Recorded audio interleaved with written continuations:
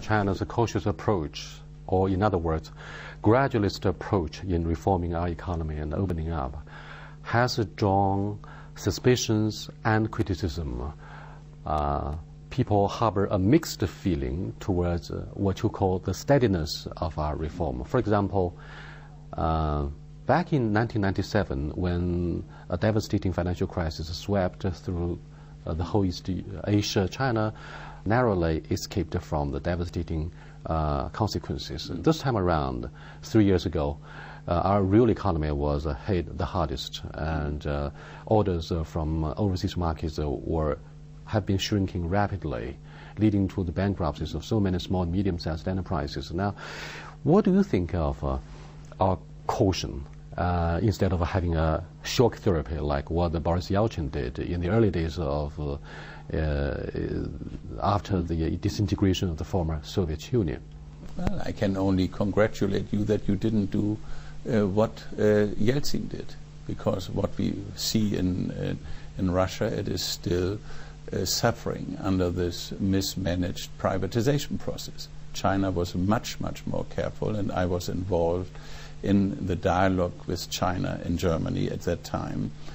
I was a director of the Treuhandanstalt, which was an agency charged with the privatization of East Germany, and we had a lot of visitors. And Russia, unfortunately, went the wrong way with the voucher privatization and created huge distortion in an otherwise very rich environment of natural resources. While China had much less natural resources, but it had people resources.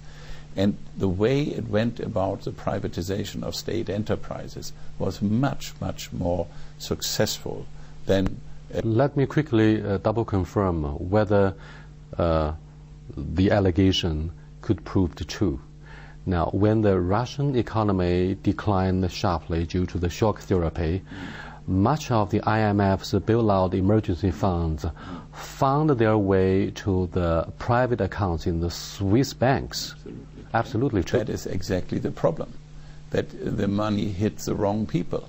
Yeah? Instead of being used to fix a problem, there was no way of fixing that problem overnight, and there was no absorption capacity in the Russian economy to take on those funds. And it is here that there is a big difference. China realized that a process of changing an economic system the way it did in the end needs more time and needs much more careful analysis of what is the right way than a shock therapy which was coming and was implemented with outside advisors who had no stake in the outcome.